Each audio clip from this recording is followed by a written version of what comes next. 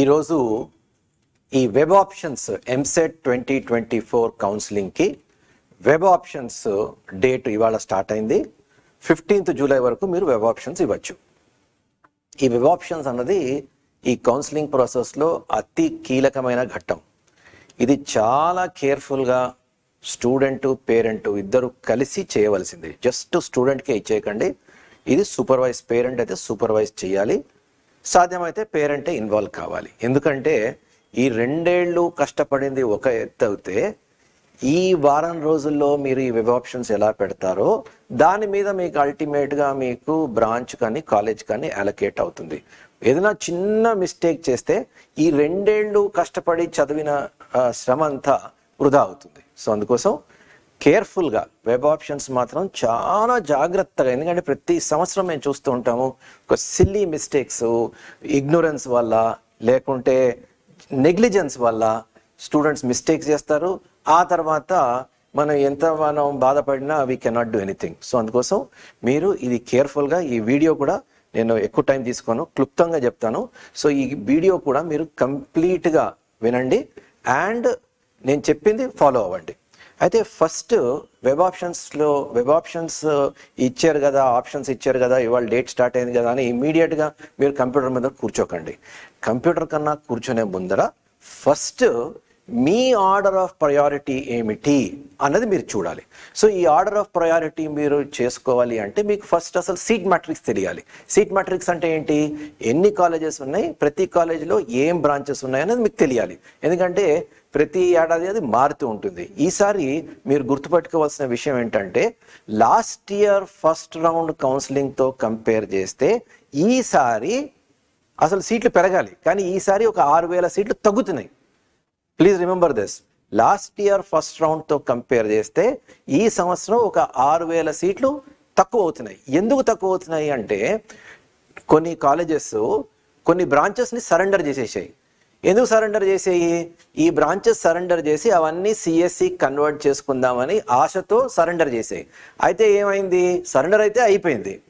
అయితే ఈ conversion process సిఎస్సిలో convert చేయడానికి వీళ్ళకి ఏఐసిటి నుంచి అప్రూవల్ వచ్చింది, కానీ స్టేట్ గవర్నమెంట్ నుంచి అప్రూవల్ రాలేదు. స్టేట్ గవర్నమెంట్ నుంచి అప్రూవల్ రాలేదు కాబట్టి ఈ ఫస్ట్ రౌండ్ ఆఫ్ కౌన్సిలింగ్లో ఆ వెబ్ ఆప్షన్స్ మనం ఇవ్వలేము. సెకండ్ రౌండ్ ఆఫ్ కౌన్సిలింగ్కి అవి రెడీ అవ్వచ్చు. సో ఫస్ట్ రౌండ్ ఆఫ్ కౌన్సిలింగ్లో ఏ బ్రాంచెస్ ఉన్నాయంటే చాలా మటుకు నాన్ సిఎస్సి బ్రాంచెసే సరెండర్ చేశారు, కానీ సిఎస్సిలో కూడా సిఎస్సి ఐఓటి ఒకటి, తర్వాత సిఎస్సి సైబర్ సెక్యూరిటీ కూడా కొన్ని కాలేజెస్ సరెండర్ చేసాయి. సో అందుకోసం మీరు ఫస్ట్ చేయవలసింది ఏంటంటే మీరు ఏ ఇన్స్టిట్యూట్స్లో ఏ కాలేజెస్లో మీకు ఇంట్రెస్ట్ ఉందో ఆ కాలేజెస్లో ఏం బ్రాంచెస్ ఉన్నాయో చూసుకోవాలి. అది ఎలా చూస్తారు, మీరు వెబ్సైట్కి వెళ్ళి టీజీ ఎంసెట్ వెబ్సైట్కి వెళ్ళి ఇన్స్టిట్యూట్ ప్రొఫైల్ కొట్టండి. ఆ ఇన్స్టిట్యూట్ ప్రొఫైల్లో మీకు ప్రతి కాలేజు ఏ బ్రాంచెస్ ఉన్నాయి, ఫీజు ఎంత, ఎన్ని సీట్లు ఉన్నాయి, కన్వీనర్ కోటా ఎంత ఉంది అన్న డీటెయిల్స్ వస్తాయి. సో ఫస్ట్ అది నోట్ చేసుకోండి. సెకండ్, దాని బేసిస్ మీద మీరు ఎలాగ ఆప్షన్స్ ఇస్తారో, ఎలా ప్రయారిటైజ్ చేస్తారో మీరు ఫస్ట్ డిసైడ్ చేసుకోండి, ఓ పేపర్ మీద రాసుకోండి. అయితే ఈ ఆప్షన్స్ ఇస్తున్నప్పుడు చాలామంది మిస్టేక్స్ చేసేవి 2 రకాల మిస్టేక్స్. ఫస్ట్ మిస్టేక్ ఏం చేస్తారు అంటే ఆప్షన్స్ ఇచ్చారు కదా అని ఏం చేస్తారు, జేఎన్టీయూతో మొదలు పెడతారు. జేఎన్టీయూహెచ్ అంటే JNTH code computer science, next JNTH ECE, next JNTH triple, next JNTH mechanical, next JNTH civil, ఇలా వరుసగా ఇచ్చుకుంటూ పోయి జేఎన్టీహెచ్, ఆ తర్వాత ఓయూ, ఆ ఓయూలో మళ్ళీ సిఎస్సి, మళ్ళా ఈసీఈ, మళ్ళా ట్రిపుల్, మళ్ళా మెకానికల్, మళ్ళా సివిల్, ఆ తర్వాత సిబిఐటి, ఇలాగా ఒక్కొక్క ఇన్స్టిట్యూట్ ఇచ్చుకుంటూ పోతూ ఉంటారు. This is not your natural selection process కదా. ఎందుకంటే మీరు ఏం చేస్తారు, మీ ప్రాసెస్ ఎలా ఉంటుంది, జేఎన్టీయూ సిఎస్సి రాకపోతే మీరు నెక్స్ట్ ఏంటి ప్రిఫర్ చేస్తారు, let's say OU CSE. So next మీరు సెకండ్ ఆప్షన్ దేనికి ఇవ్వాలి, ఓయూ సిఎస్సికి ఇవ్వాలి, కానీ జేఎన్టీయూ ఈసీఈకి ఇవ్వకూడదు కదా. సో అందుకోసం ఫస్ట్ జేఎన్టీయూ హైదరాబాద్ సిఎస్సి ఇచ్చిన తర్వాత సెకండ్ ఆప్షన్ ఏం పెట్టాలి, ఓయూ సిఎస్సి సెకండ్ ఆప్షన్ పెట్టుకోవాలి, ఆర్ సిబిఐటి సెకండ్ ఆప్షన్ పెట్టుకోవాలి, ఆ తర్వాత విఎన్ఆర్ విజేఐటి సిఎస్సి పెట్టుకోవాలి ఆ తర్వాత. సో ఇది కరెక్ట్గా, అంటే ఒక ఇన్స్టిట్యూటే ఫస్ట్ వరుసగా ఇవ్వకుండా ఇన్స్టిట్యూట్ బ్రాంచ్ ఇవ్వాలి. కొంతమంది ఏం చేస్తారు, బ్రాంచ్కి ప్రిఫరెన్స్ ఇచ్చే వాళ్ళు ఏం చేస్తారు, అదొక మిస్టేక్. ఏం చేస్తారు, JNTUH CSE, OU CSE, CBIT CSE, VNR VJIT CSE, Vasavi CSE, Gokaraju CSE, KMIT CSE, CVR CSE, MGIT CSE, MVSR CSE, Srinidhi CSE, ఇలా ఇచ్చుకుంటూ పోయి ఆ తర్వాత ఎప్పుడో మళ్ళీ జేఎన్టీయు ఈసీ అనుకుంటూ వస్తారు. అలా that is not the order కదా. మీరు ఏం చేస్తారు, జేఎన్టీయు సిఎస్సి ఇస్తారు, ఆ తర్వాత ఓయూ సిఎస్సి పర్హాప్స్ మీరు ట్రై చేస్తారు, ఆ తర్వాత సిబిఐటి సిఎస్సి ఇస్తారు. ఒకవేళ సిబిఐటిలో సిఎస్సి రాకపోతే సిఎస్సి ఎఫిలియేటెడ్ బ్రాంచెస్ ఉన్నాయి కదా, CSE AIML, CSE whatever అవి ఇవ్వచ్చు.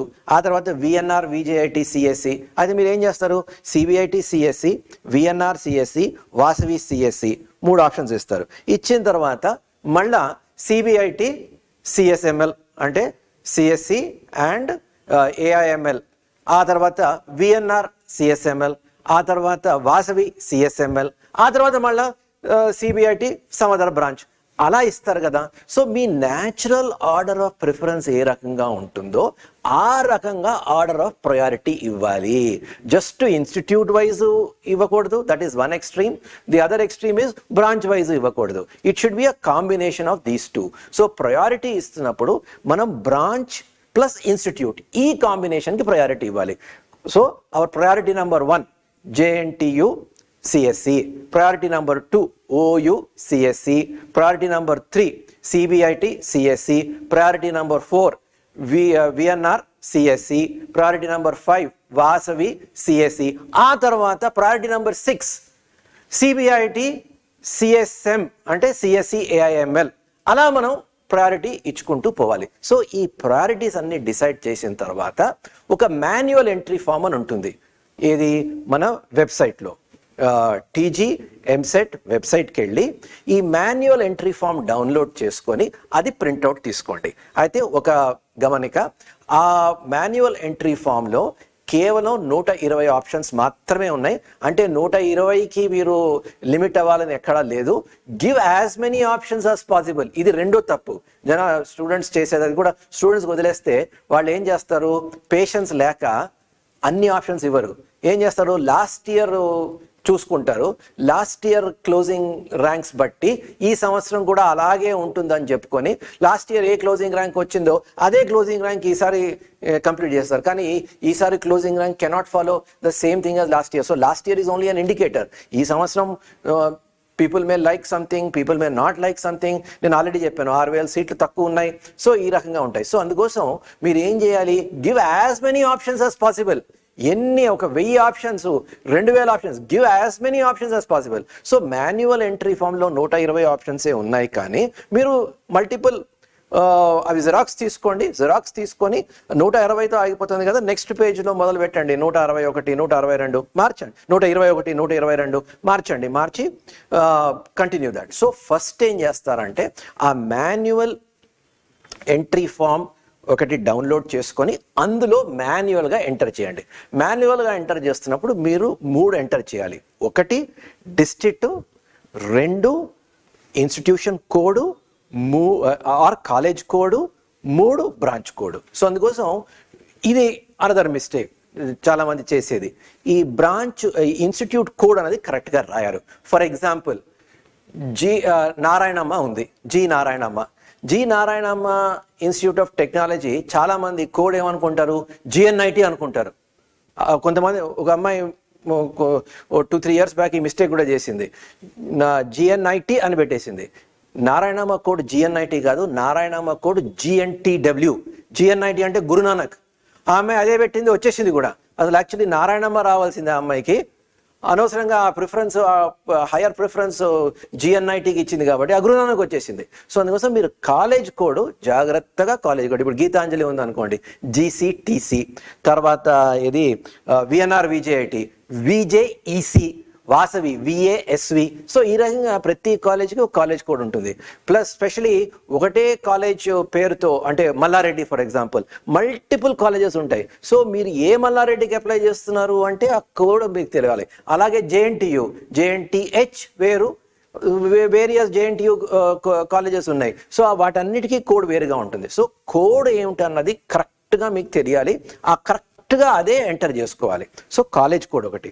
సిమిలర్లీ బ్రాంచ్ కోడ్, ఎందుకంటే మీరు ఎప్పుడైతే కంప్యూటర్లో ఎంటర్ అవుతారో ఆ వెబ్ ఆప్షన్స్ డిస్ప్లే ఫామ్లో మీకు కేవలం కోడ్సే కనిపిస్తాయి కానీ ఫుల్ ఫామ్స్ కనిపించవు, కన్ఫ్యూజ్ అవుతారు. సో అందుకోసం మీరు మాన్యువల్గా ఎంటర్ చేసుకుంటున్నప్పుడు కాలేజ్ కోడు బ్రాంచ్ కోడు కరెక్ట్గా రాసుకోవాలి. బ్రాంచ్ కోడ్ కూడా కరెక్ట్గా రాసుకోవాలి. ఎందుకంటే ఇప్పుడు CSE అనుకోండి, CSEలో చాలా బ్రాంచెస్ ఉన్నాయి.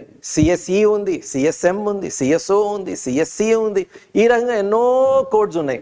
సో అందుకోసం మీరు ఏ కోడ్ దేనికి పెడుతున్నారో ఆ కోడ్ ఏంటి అన్నది మీరు కరెక్ట్గా తెలియాలి. సో అవన్నీ మీరు మాన్యువల్ ఎంట్రీ ఫామ్లో district, college code and branch code ఇవి మెన్షన్ చేసుకొని మాన్యువల్ ఫిల్ చేసుకోవడానికి కావాల్సినంత టైం తీసుకోండి. ఆ మాన్యువల్ ఫిల్ చేస్తున్నప్పుడు జాగ్రత్తగా ఫిల్ చేయండి. సో దాట్ మీకు అది వెబ్ ఆప్షన్స్లో పెట్టుకుంటున్నప్పుడు కోడ్ చూసే మీరు డైరెక్ట్గా వెబ్ ఆప్షన్స్ పెడతారు కాబట్టి అక్కడ ఏమి మిస్టేక్స్ లేకుండా చూసుకోండి. సో ఫస్ట్ అది చేయండి. చేసిన తర్వాత ఏం చేస్తారు అంటే నేను ఇందాకలే చెప్పినట్టు as many options as possible, ఎన్ని ఆప్షన్స్ అంటే అన్ని ఆప్షన్స్ ఇవ్వండి. ఎందుకంటే ఫస్ట్ రౌండ్లో చాలామంది డిసప్పాయింట్ అవుతారు. ఎందుకు డిసప్పాయింట్ అవుతారు?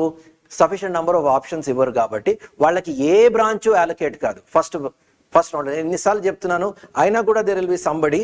మాకు ప్రతిసారి ఎక్స్పీరియన్స్ వస్తుంది, సార్ మాకు ఏం ఫస్ట్ రౌండ్లో ఇంకేం అలొకేట్ కాలేదు. ఎందుకు అలొకేట్ కాలేదు? మీరు ఆప్షన్స్ ఇవ్వలేదు. సో మీరు as many options as possible ఇవ్వండి. లాస్ట్ ఇయర్ క్లోజింగ్ ర్యాంక్స్ చూసి మాత్రం మోసపోకండి. Last year closing ranks is only an indicator. Last year closing ranks లాగా ఈ సంవత్సరం కూడా closing ranks or cut offs ఉంటాయని మాత్రం అనుకోవద్దు. There may be change, there may be lot of changes, year to year changes ఉంటాయి. So సీట్లు తగ్గుతాయి, సీట్లు పెరుగుతాయి, ఇవన్నీ ఉంటాయి. అందుకోసం మీరు as many options as possible మీరు ఇవ్వండి. ఇది ఇచ్చిన తర్వాత మాన్యువల్ ఫామ్ ఫిల్ చేసిన తర్వాత అప్పుడు మాన్యువల్ ఫామ్ 1-2 సార్లు చూసుకోండి. అంటే జస్ట్ స్టూడెంటే కాకుండా స్టూడెంట్ ఫిల్ చేస్తే పేరెంట్ ఫిల్ చేస్తే ఇంకొకళ్ళు ఎవరైనా some other elder sibling in the family ఒకసారి వెరిఫై చేసుకోవాలి. వెరిఫై చేసుకున్న తర్వాత అప్పుడు కంప్యూటర్ ముందర కూర్చోండి. కంప్యూటర్ కూర్చున్నప్పుడు కూడా ఒకళ్ళు ఎంటర్ చేయాలి, ఇంకోళ్ళు వెరిఫై చేయాలి. 2 people have to be involved. ఎందుకంటే ఒకళ్ళే చేస్తే there may be a mistake. ఎందుకంటే ఈ తెలంగాణ ఎంసెట్ ప్రాబ్లం ఏంటంటే it is very unfriendly, very user unfriendly. ఎందుకంటే కోడ్స్ ఆ డిస్ప్లేలో ఓన్లీ కోడ్సే ఇస్తారు. మీరు బై మిస్టేక్ ఏదైనా రాంగ్ కోడ్ ఎంటర్ చేశారంటే మాత్రం చాలా ప్రమాదం. సో అందుకోసం ఒకళ్ళు ఎంటర్ చేయాలి, ఒకళ్ళు వెరిఫై చేయాలి. సో మాన్యువల్గా అదే చేయాలి, కంప్యూటర్ మీద కూడా ఒకళ్ళు ఎంటర్ చేయాలి, ఒకళ్ళు వెరిఫై చేయాలి. అండ్ ఎంటర్ చేస్తున్నప్పుడు సేవ్ ఒక 5-6 ఆప్షన్స్ ఇవ్వగానే సేవ్ చేయాలి. సేవ్ చేసుకుంటూ ఉండాలి. ఇది మీరు ఎనీ నంబర్ ఆఫ్ టైమ్స్ మీరు మాడిఫై చేసుకోవచ్చు. 15వ తారీఖు లోపల 15వ తారీఖు లోపల మాత్రం మీరు కంప్లీట్ చేయాలి. ఎన్నిసార్లు కావాలంటే అన్నిసార్లు ఎడిట్ చేసుకోవచ్చు, మాడిఫై చేసుకోవచ్చు. నన్ను అడిగితే ఇవాళే చేసేయాలి, ఇవాళే కంప్యూటర్ మీద కూర్చొని ఏదో గబగబా ఏదో ఎంటర్ చేయాలి, ఆ తర్వాత దాన్ని మళ్ళీ ఎడిట్ చేయాలంటే కష్టం. మళ్ళీ ఎడిటింగ్ కూడా కష్టమే. ఈ తెలంగాణ ఎంసెట్ ఫామ్ ఏదైతే ఉందో ఎడిటింగ్ కూడా కష్టమే. సో అందుకోసం మీరు ఒకేసారి చేయండి, పక్కగా చేయండి. ఆ తర్వాత ఏదైనా కొంచెం 1-2 మార్పులు చేర్పులు ఉంటే ఆ తర్వాత చేసుకోవడం ఈజీ. కానీ మొత్తం మళ్ళీ మార్చాలంటే మళ్ళీ కష్టం అవుతుంది. సో అందుకోసం ఫస్ట్ టేక్ టైమ్ టుడే, ఇవాళ రాత్రి కూర్చొని మాన్యువల్ ఫామ్ ఇవాళ రేపట్లో ఆ మాన్యువల్ ఫామ్ ఫిల్ చేసుకోండి. మాన్యువల్ ఫామ్ ఫిల్ చేసుకునే ముందర ఇన్స్టిట్యూట్ ప్రొఫైల్స్ అన్ని చూసుకొని మీరు ఏ ఆర్డరు, ఏ ప్రయారిటీ, ఏ బ్రాంచ్కి, ఏ ఇన్స్టిట్యూట్కి ఇస్తున్నారు అది డిసైడ్ చేసుకున్న తర్వాత ఇదంతా అయిన తర్వాత, ఈ ప్రాసెస్ అంతా అయిన తర్వాత లాస్ట్ కంప్యూటర్ మీద కూర్చోండి. చాలామంది ఏం చేస్తారు, ఇవేమి చేయకుండా కంప్యూటర్ మీద కూర్చుంటారు. కంప్యూటర్ కనిపిస్తే అక్కడ డిస్ప్లే ఆప్షన్ ఏం కనిపిస్తుంది, బ్రాంచ్ కోడ్ కనిపిస్తుంది, ఇన్స్టిట్యూట్ కోడ్ కనిపిస్తుంది. మనకు అన్నీ తెలియవు కదా.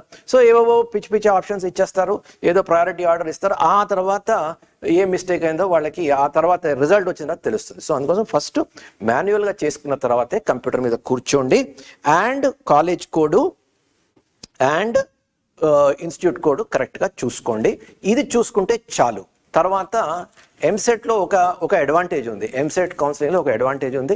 ఎందుకంటే ఫస్ట్ ఫేజ్ అయిపోయిన తర్వాత మళ్ళీ సెకండ్ ఫేజ్ మళ్ళీ ఫ్రెష్ ఆప్షన్స్ ఇవ్వచ్చు. ఇప్పుడు మన జోసా కౌన్సిలింగ్లో ఏమవుతుంది, ఆప్షన్స్ ఒకేసారి ఇవ్వాలి, ఫేజ్ వైజ్ మారుతూ ఉంటుంది, కానీ మీరు మళ్ళీ మాడిఫై చేసుకోవడానికి ఏం ఛాన్స్ ఉండదు. కానీ ఎంసెట్లో ఏమవుతుందంటే సెకండ్ ఫేజ్ కౌన్సిలింగ్ మళ్ళా కొత్తగా మనం ఆప్షన్స్ ఇచ్చుకోవచ్చు.